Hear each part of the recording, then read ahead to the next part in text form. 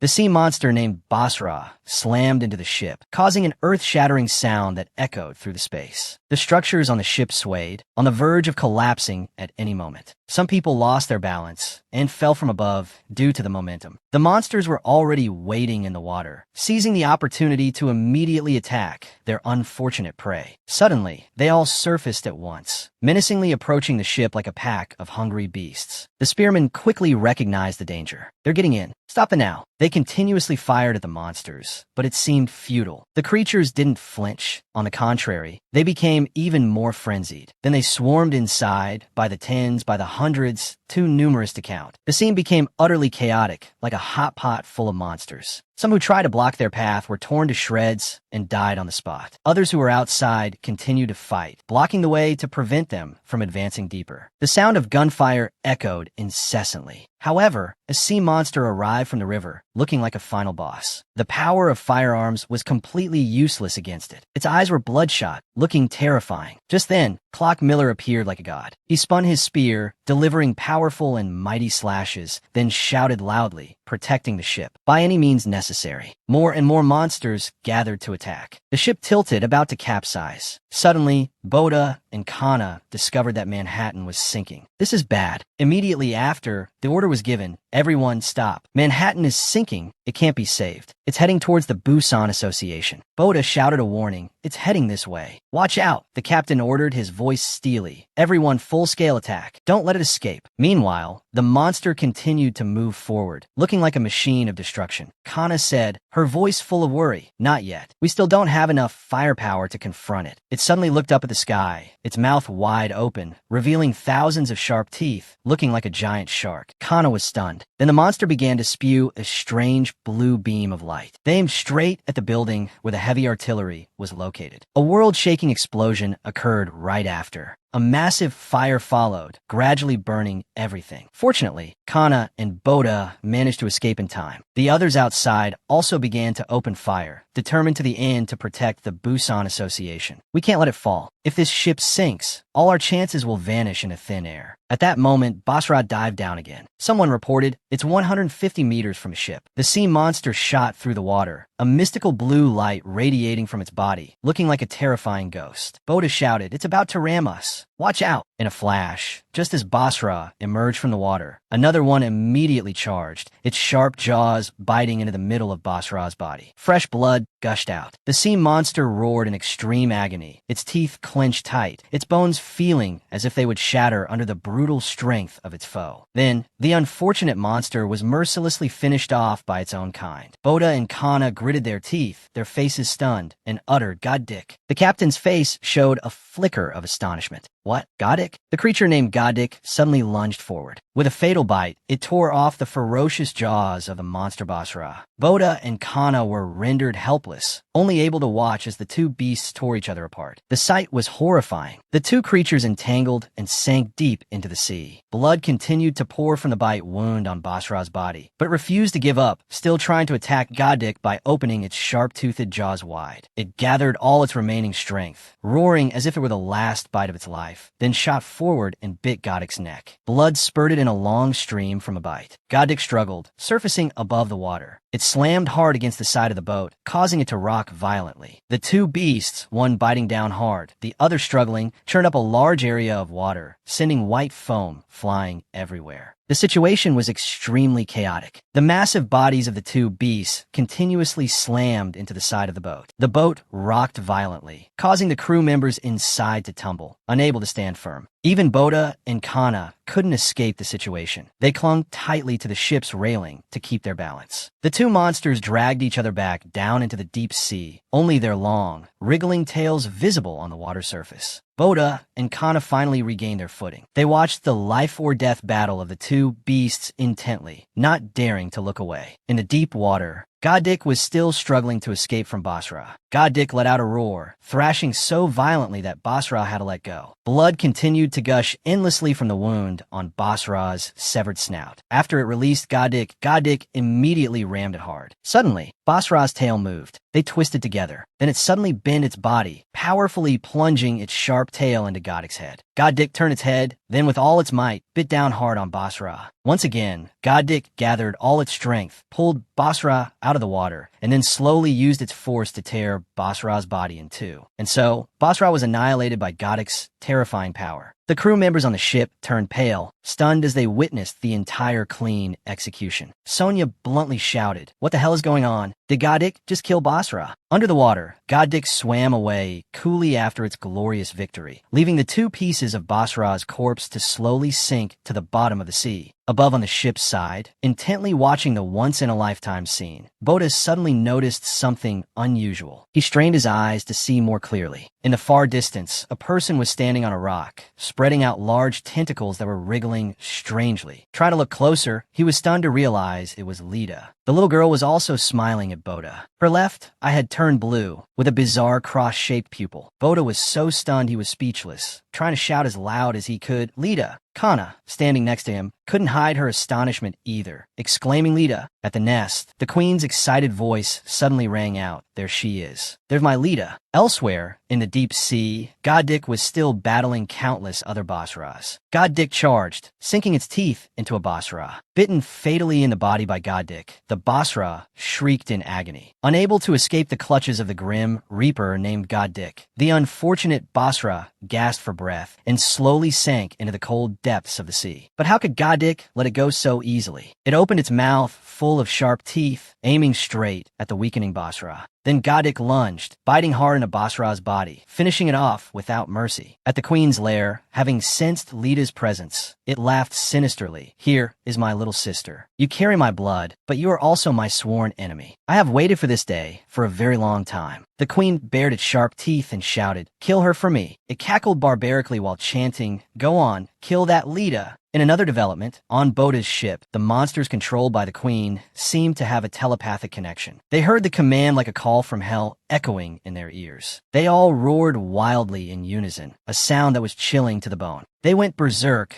ramming into the walls all at once, rendering the crew's efforts to stop them futile. They had breached the ship's hull and were now pouring out like a swarm from a broken hive. The monsters crashed into the water. The scene became extremely chaotic, like a tangled mess. The ship had a huge hole in it. The crew, not yet recovered from the shock, exclaimed, "What was that? Did they just leave?" Clock Miller and Tassa could only watch helplessly as the horde of monsters fled in disarray. Lita, standing from a distance, had also witnessed the entire event. The little girl pouted, a hint of sadness on her face. From afar, Bota still tried to shout loudly, although Lita probably couldn't hear him. "You fool. Why are you here? Get away from this place. Hurry." Using all his strength, Bota shouted as loud as he could, "Run." Although they were miles apart, by some extraordinary power, Bota heard Lita's voice echoing in his ear. He heard her say earnestly, "No, I won't run anymore, Bota. I've always had to hide in dark, cold cliffs. Always. I've had to endure it all, missing everyone, the fear, and the loneliness." As she finished speaking, Lita's gaze became more determined than ever. She made up her mind, affirming resolutely, "I won't run run anymore. Hearing this, Bota could only grit his teeth helplessly, unable to change her mind. Lita continued, her voice firm, I'm much braver than before. Bota tried his best to persuade her. You're the queen's target. You'll be killed by it. Lita looked sadly into the distance, replying to Bota, I know. She reassured Bota, go to the nest, Bota. Don't worry about me. As soon as she finished speaking, the monsters charged forward like a tempest, their roars shaking the heavens. Lita had to face them alone, but she just stood there silently watching. Despite the chaotic scene around her, she remained perfectly calm and continued, I'm not fighting alone. The moment she finished, a mutated fish 1 billion times larger than Lita shot up from the sea straight into the sky. It was bigger than 7,749 monsters combined, with a speed faster than a missile. It used its chin to slam straight into the small fry under its command. The monsters were sent flying in all directions like New Year's fireworks. The sea monsters were knocked into the deep sea, scattered like sparrows. But refusing to let them go, Lita's mutated fish dived back into the sea, grabbing the school of seafood and chewing them voraciously. The others didn't back down, biting back furiously. Once again, Goddick bent its body to snap at them. The mutated fish, green with envy, fled for their lives to avoid being made into mincemeat by the mutated fish. From a distance, another group of aggressive sea monsters charged forward, demanding Lita's life, but they didn't know that they were the ones about to be served on a platter. Huge fish suddenly surfaced, opening their mouths as wide as possible, and lunged towards where Lita was standing. Lita froze, her heart feeling like it would jump out of her chest. But luckily, some of Lita's loyal allies rushed up to block their path and send them to their graves. Lita stood silently, watching the two sides brutally slaughter each other. Lita's eyes became sadder than ever. She stood quietly in the midst of a bloody battle, amidst the water covered in white foam. The sight of sea monsters tearing apart their own kind was horrific. Those sea creatures, they no longer recognized each other. There was no reason left, only the naked, primal instinct to kill, driven to the extreme of madness. The situation was utterly chaotic. The sea itself seemed to churn in terror. The water stirred up over a vast area. At the bottom of the sea, big fish ate small fish. The strong killed the weak, a brutal law of survival. The sea monsters continued to tear each other apart relentlessly. Fish carcasses floated everywhere, the pungent smell of blood and the crimson seawater looking horrifying. The eyes of the mutated fish glowed as if they were contaminated with radiation from Japan. They charged at each other furiously, fresh blood spraying into columns of red against the deep blue sky. Their sharp teeth flashed like the size of the Grim Reaper, opening to tear one after another apart without mercy. The crew members on the ship witnessed this scene with their jaws dropped, so astonished they couldn't utter a word. The crowd of crew members buzzed with discussion. Are they destroying each other? How can something so strange be happening? Quickly assessing the situation, the captain immediately shouted, Lita has given us a golden opportunity. Full speed ahead. To the nest now. The captain's spirited shout echoed everywhere. Only 300 meters to go. Meanwhile, Bota still stood rooted to the spot, stunned, his heart in turmoil. Lita. The captain continued to cheer, his voice full of energy. 200 meters. Come on. As soon as he finished, he ordered, open the bomb bay, prepare to fire. In the queen's nest, a stream of light was emitting. It was so angry it was grinding its teeth as it witnessed everything that had just happened. The queen exploded with rage, grinding its teeth and letting out an earth-shattering roar. You damned traitor. The tentacles surrounding the queen's nest began to squirm, looking terrifying. Dr. Fur exclaimed in amazement, it's moving. What is this? The giant tentacles wriggled, clinging tightly to the cliff face. Dust flew everywhere, severely polluting the surrounding air. At the very top of the treacherous mountain, those tentacles continued to move,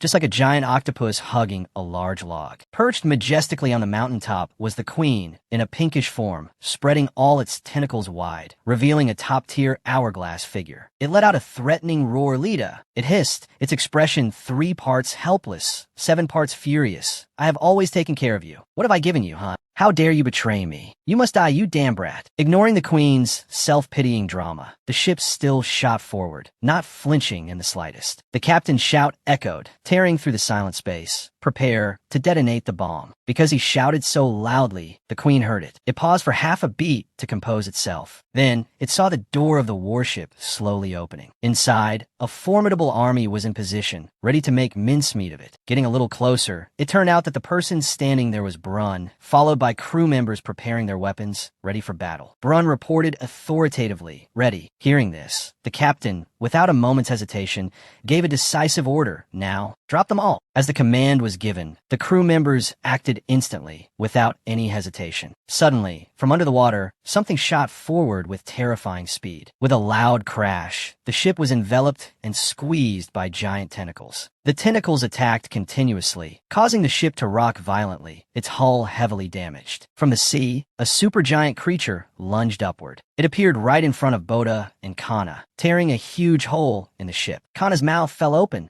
Bota was no better, his face filled with astonishment, not believing his eyes. She looked at the thing that had just lunged up, completely shocked, and asked, "What in the world is that?" The long, vine-like tentacles began to creep into the ship's compartments, slithering into the bomb bay, which had not yet been fired. Someone shouted in panic, "The bomb bay is blocked. This is bad." Brun reacted immediately. "Stand back. Let me clear a path." But before he could do anything, he had to stop, startled by the sight of the queen. The queen was standing imposingly before the crew members, smiling mischievously, bearing a set of long unbrushed teeth that looked truly disgusting. The crew members froze for 5 seconds, speechless at the sight of the queen. It was as big as 3 muscular men combined, with countless tentacles. They stuck out everywhere, as if it were cosplaying a genetically mutated succulent. It looked at the crewmen with a sinister, unpredictable expression. On the other end, the crewmen were also too shocked to speak. When they could, they only managed to stammer a few words. What the hell is that?" Suddenly, Bota shouted, informing everyone the queen. Hearing this, the queen bared its straight teeth and smiled mysteriously, full of hidden meaning. Bota was even sent flying into a wall by it. He was thrown against the wall, and just as he managed to stand up, blood appeared, splattering everywhere. Bota barely managed to dodge those things. When he opened his eyes, his face was filled with rage, as if he wanted to eat his enemy alive. At this moment, the queen was still very composed, looking at everyone with a contemptuous expression. Brun was already quite seriously injured. He was struggling to defend himself. In the distance, a few more people lay motionless. It was unknown if they were still breathing. Kana saw this and was momentarily startled. But very quickly, she charged forward bravely. Seeing this, Bota hurriedly called after her, "Kana." But at this moment, anger had overwhelmed reason. Kana loudly declared, "I will never forgive you. Do you hear me?" Seeing her angry expression, the queen became even more excited. It was very amused. It used its tentacles to attack her fiercely, without mercy. Before she could do anything to it, Kana was captured by it, looking truly pitiful. Even Bota, standing far away, could not escape his fate and had to share her predicament. The entire massive ship was now completely taken over by the queen's tentacles. It showed no mercy, ruthlessly destroying everything. The huge ship was now smashed to pieces by it like a cheap toy. Those with a little strength left still tried to struggle, fighting to the end. But how could they be a match for it? And at this moment, Kana was still held tightly, in extreme pain. A few people, seeing the situation was too dangerous, turned and fled, looking for a way to escape. In the distance, the New York Association screamed, "The Busan Association is under attack. Send help." Hearing this, Clock Miller, Tassa, and Ukar rushed up in alarm to assess the situation. Before them was the sight of the Busan Association's ship, smashed to pieces, ready to be sold for scrap. Seeing this, Clock Miller whispered in horror, "It's the queen. Impossible." At this point, the Busan ship no longer resembled a ship, but had been completely occupied by the queen, looking terrifying. Inside, its traces were everywhere, horrifying tentacles. The Busan Association was completely trapped by the queen in its own ship, with no way out. The others, upon seeing this sight, lost all will to fight. The Busan Association, our last hope, is it gone too? Inside the control room, someone rushed in to report, "We've lost control of the ship. We can't steer it anymore." Hearing those words, the helmsman shouted in anger, "Damn it, what the hell is this?" The people from the New York Association also shouted in panic, "The Busan ship is sinking. Save the people." Everything on the Busan ship had been reduced to a pile of rubble, utterly desolate. The captain of Busan, Kana, had also fallen unconscious. Just then, Brun woke up like a hero making a comeback. As soon as he finished speaking, a mutated fish 1,000,000,000 times larger than Lita shot up from the sea straight into the sky. Goat, hiding to one side, thought to himself, "What the hell are these things? Tentacles?" He and Sonia exchanged a quick glance, thinking to themselves, it must have been created by that thing. In the hazy mist, the queen slowly emerged. It stood coldly, looking at the masterpiece it had created, looking so arrogant. Seeing the scene, it just chuckled nonchalantly, a laugh that was hair-raising. The queen looked at the scene and said to itself, "The Nerissa cells in me always remind me to have compassion for humanity, even though it brings me no benefit at all. Just when it seemed Kana was done for, she still had a bit of life left, whispering Narisa. Hearing that surprise, the queen, with a rare bit of kindness, explained, "That's why I've been watching you all this time." An image of the queen in a child's body appeared. After its words, through another body of mine, it recounted its experiences in a human body. "You humans only prove yourselves to be ugly and selfish, deceiving and killing each other for your own personal gain." An image of a desolate, ruined city appeared. The queen continued, its voice full of contempt, "Humanity digs to the depths of the sea, threatening my nest, doing countless other terrible things, and then in the end, destroys everything with its own hands. You humans are just parasites, destroying this mother planet. My pity has run out." The queen, in extreme anguish, then continued, "Ever since that Lita dared to turn back and confront me." Hearing that name, Kana was extremely alarmed, whispering to herself, "Lita." Seeing her expression, the queen continued, its voice full of threat, "You people cannot escape annihilation. I will absorb that Lita as well. After that, I will establish a new world with no trace of you humans. My children will live in a clean, pure world." Hearing its overly confident words, Kana laughed contemptuously, retorting, "Stop daydreaming. You will never achieve those things." Her eyes were incredibly determined, and she continued, "For the fallen laborers, I will kill you, no matter the cost." Hearing that firm declaration, the queen became furious and attacked Kana without mercy. Despite being squeezed to the point of suffocation, she did not yield, determined to fight to the end. The queen, angered, asked, "You brat, what can you do with such a weak, fragile human body? Or are you just all talk?" Showing no fear, Kana replied with great confidence, "Not me alone, but all of us." Right after her words, Bota, from behind, launched a powerful surprise attack, catching the queen off guard. The queen couldn't dodge in time and took the full force of the attack. Its blood splattered everywhere. The look in Bota's eyes as he stared at the queen was filled with the fire of vengeance, burning with spirit. Because of the surprise attack, the queen cried out in pain, its screams sounding truly pathetic. But fearing it would launch a surprise counterattack, he used all his remaining strength. In an instant, its neck said goodbye to its body. After finishing his attack, Bota landed gently on the ground, while the queen was still screaming and writhing in pain. Suddenly, a figure glided past. Sonia had quickly rescued Kana from the queen's grasp, escaping the dangerous encirclement. Just then, Goat also rushed out, delivering a fatal blow, settling his score with the queen, determined not to let it survive. He, using all his strength, delivered a devastating blow to the queen, leaving it no time to react. Attacked from multiple sides at once, the queen roared in pain like a wounded beast. Just when it seemed it would get a break, it still owed Brun a proper payback, so he quickly rushed forward, preparing to settle the score. Brun landed a powerful punch right in the middle of the queen's face, knocking its entire face sideways, looking truly pathetic. The punch continued to increase in power, and a few of its teeth fell to the ground because of it. The tentacles on the queen's body, both on its neck and head, were beaten to the point of being severed. It also collapsed from Brun's retaliatory punch. He, despite his face being covered in blood, still shouted with spirit, "Take this." However, in just a moment, the queen began to regenerate its body, leaving Brun astonished. What the hell is this? Both the queen's neck and head quickly reconnected, and its body slowly began to stand up, looking terrifying. The tentacles on its back also regenerated completely at that moment. Green slime continuously flowed from the queen's head. Amidst this gruesome scene, it just moved its lips, asking a challenging question, "Kill me."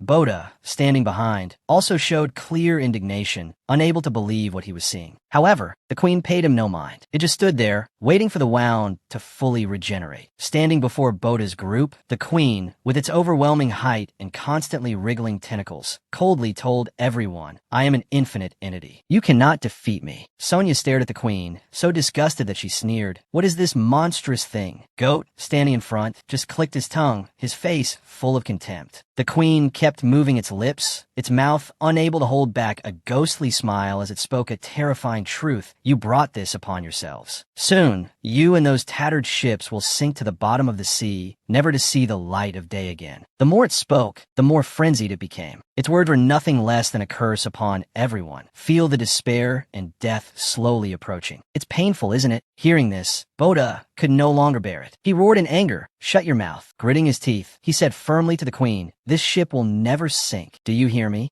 as Bota whispered tenderly to the images of Kiho, Noah, Lin, and even the old butler waiting far away. An indescribable emotion welled up in his heart. Everyone is placing their hopes in us. His words were filled with unwavering faith. They're all waiting for us. With every word Bota spoke, the images of his comrades on the ship became clearer. His eyes flashed with hatred. Though his heart was full of resentment, Bota still declared authoritatively, "We will not lose, nor will we give up. We will definitely return victorious and continue to live together." Lita's gentle smile and eyes full of hope seemed to give him strength, his determination becoming as hard as steel. Lita will also return to us, to our home, to Busan. As he finished, the image of the great ship, sheltering so many lives, appeared majestically under the brilliant golden sun. The more he immersed himself in memories, the more resolute Bota's voice became. "Therefore, we cannot lose. We will win." The queen stood stunned. After hearing him, it lost its patience and swung its tentacles to attack relentlessly Dai. The group was ambushed and hastily dodged the blow like lightning. Bota, as if infused with a warrior's spirit, shouted, "Let's fight." The words had barely left his mouth when the group had to endure another stormy attack from the queen. Everyone tried their best to dodge. Bota, on his side, was no slouch either. Quick as a flash, he severed the tentacles rushing towards him. From the cut, the green slime once again gushed out. And yet, in the blink of an eye, from the open wound, a new part of the tentacle grew back, as good as new. Kana on her side fought just as fiercely, launching a decisive attack. But no matter how agile she was, those tentacles just kept regenerating and striking out from all directions, truly as immortal as cockroaches. Sonia's face turned pale, drenched in sweat, and she quickly shouted,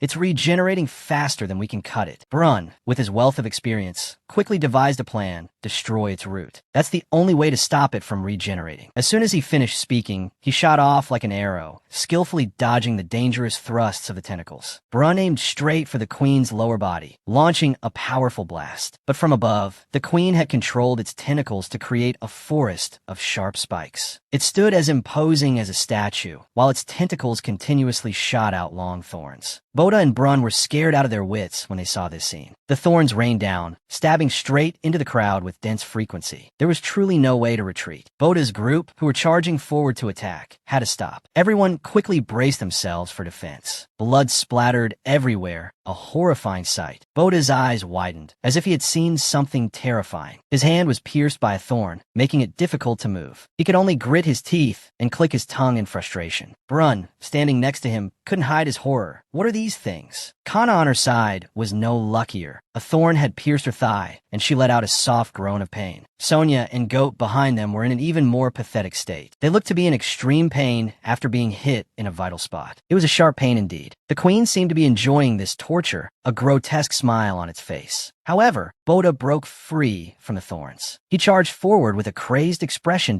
Bota drew his weapon, slashing the thorns that were coming at him. "These thorns can't stop us." Kana, standing beside him, also showed her anger, continuously swinging the weapon in her hand. On the other side, the queen remained calm, constantly controlling the sharp thorns to attack. Bota and Kana, with their battle experience, easily parried the dangerous blows. Behind them, Brun, after escaping danger, quickly rushed forward. With just one devastating punch, he shattered the thorns in front of him. Even so, the queen remained as stoic as a rock. Kana quickly reported the situation. "We need to cut down the main body so they can't regenerate." Hearing this, Brun immediately volunteered, "Let me clear the way." However, the queen still stood there, continuously controlling the thorns to attack, its tone full of mockery, still too slow. Ignoring the provocation, Brun still shot forward like an arrow amidst the dense rain of attacks. His iron fist swung, shattering everything. Just one punch. Brun had broken a series of thorns that were stabbing at him. But that wasn't enough. He didn't stop and continued to deliver more punches. But the queen wouldn't give up easily. It again controlled the sharp thorns to attack relentlessly. Seeing this, Brun went into a defensive stance. The thorns that stabbed into his mechanical arms had to yield and bend. The impact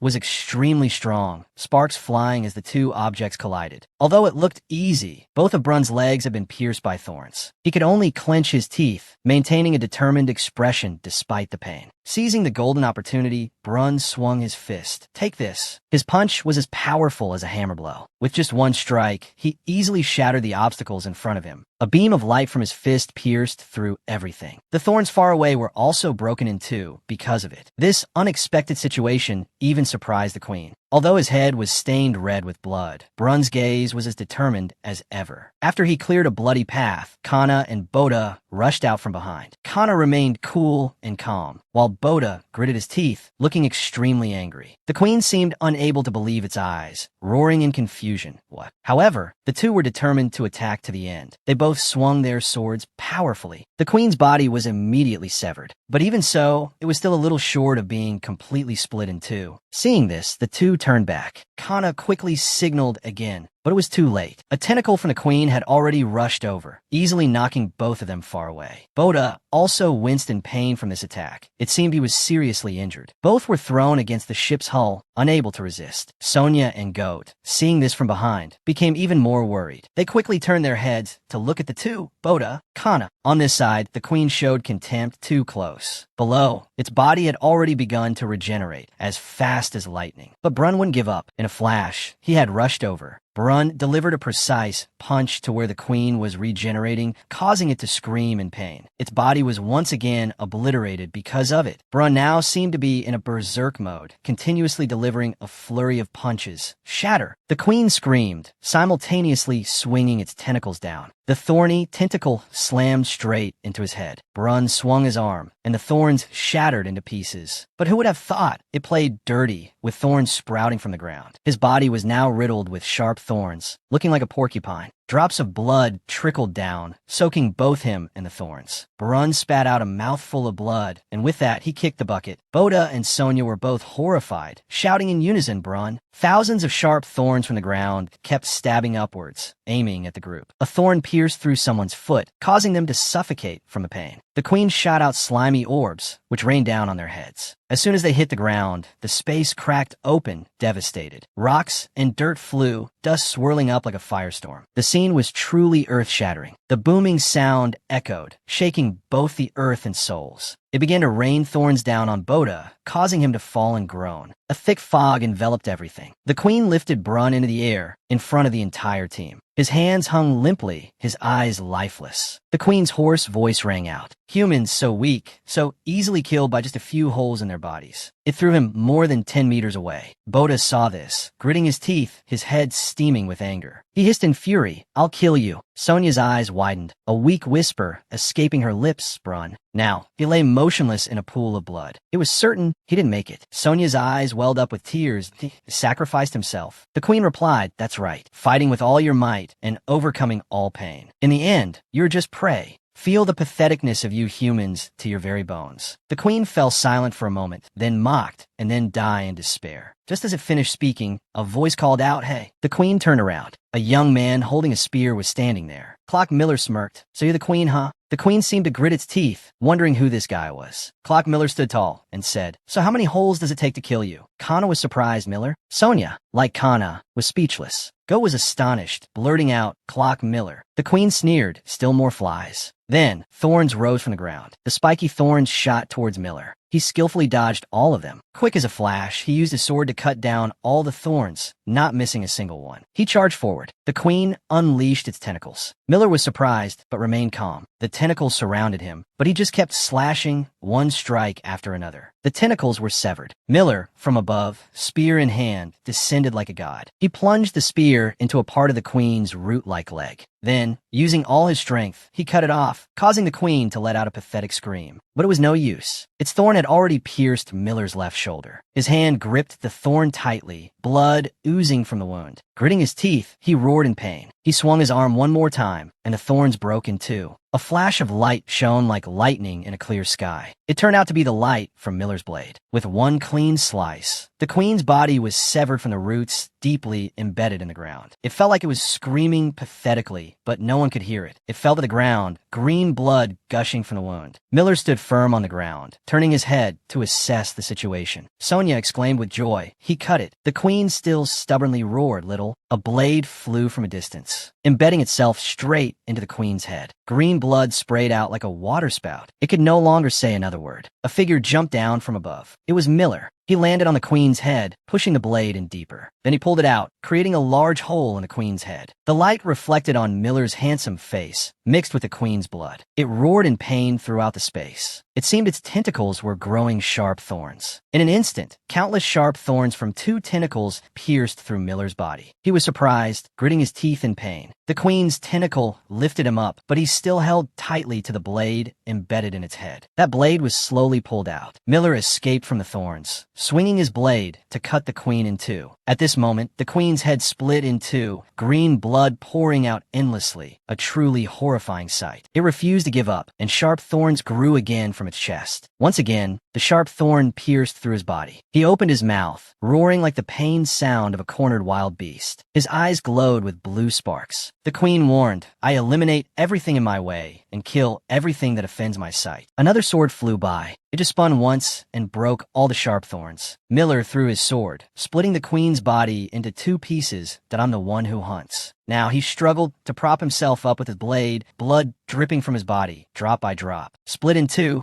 the queen still couldn't believe it. Impossible. No. He looked at it smugly, asserting, "See, I'm the winner." His feet were as firm as a rock, but the blood still flowed endlessly. His comrades shouted his name in the halo of victory. "Miller." Sonia said, "We won." However, just then, a strange blue embryo appeared. He approached it, examining the situation. Inside was a baby, looking as if it were under a spell, with jet black eyes and a purple philtrum, staring intently at Miller. From within the queen's embryo, several long thorny vines emerged, stabbing straight into Miller's back. He buckled at the knees, slowly falling. Fresh blood spurted from his mouth, a truly horrifying sight. Tassa shouted in worry. Clark, but Miller had already been pulled up by those thorny vines. Miller's face was pale, devoid of any life. The queen slowly pulled Miller into the embryo. His comrades screamed in terror, no. The queen trembled, struggling to utter each word. "I am infinite." The thorny vines turned into strange tendrils with large lumps. It frantically sucked the life out of Miller. He was in pain, jolted awake. His life force was still being drained into the embryo. His face was covered in purple veins. Miller trembled. He shouted, "The only thing that can kill me." He bravely turned around, plunging his magnificent sword into the embryo. The fetus inside was surprised, unable to react in time. Miller smirked, shouting, "Is me." The embryo was stabbed and immediately spewed a strange liquid, which seemed to be the amniotic fluid that helped the baby breathe. The green baby in the embryo screamed. A terrifying explosion occurred, blowing everyone far away. Tassa was slammed hard against a wall. Uku quickly covered his face with his hands, avoiding the dangerous debris. Then the two quickly got up and moved forward to check the situation. Both of them stared in astonishment. The embryo was empty. Miller had collapsed on the ground. His appearance made it hard for others to imagine what he had just been through. His face was lifeless, and his pupils were no longer black. Tassa rushed over, shouting, "Clark." Tassa touched Miller's right shoulder, and then, slowly, his body vanished into the air. Tassa stared in shock as his clothes disintegrated along with him. All that belonged to him was now just a small, rusty sword. Her face was drenched in tears, her grief immeasurable. Bota was just as surprised, his mouth uttering the name, Clark Miller. The green fluid in the embryo was squirming. It erupted violently before everyone's eyes. A skeletal hand, without flesh, slowly rose from the slime. Then gradually the face. Bota and Kana gritted their teeth. A foot touched the ground. A strange body gradually formed, with Miller's sword still firmly embedded in its chest. Tassa's eyes widened, partly in fear, partly in amazement. Bota and Kana were the same. The reddish body was gradually covered by a layer of pale skin. The eyes also gradually formed, the face becoming clearer. Along with it came a meaningful smile, looking truly creepy. Bota was horrified when he saw the original form of the queen, Leviathan. Not just him, but Kana, Uku, and Tassa were all stunned by the horrific scene. As for the queen, it casually warmed up its body by moving its neck, turning to the left. Then it twisted to the right. Its pupils contained a terrifying power, staring intently at them. It spoke, its voice as cold as ice. "This material feels different, so cold." Just one sentence sent them all into a panic. Did the queen just absorb Clark Miller? What? Tassa couldn't believe it. How dare you do that to Miller? The queen calmly replied, Miller, is that the name of this material? Although I have had many identities, I could never erase the will of Nerissa trapped in my mind. It was that will that shook my own. Nerissa's mind was a restraint. But thanks to this material, Nerissa's will is no longer in me. This freedom,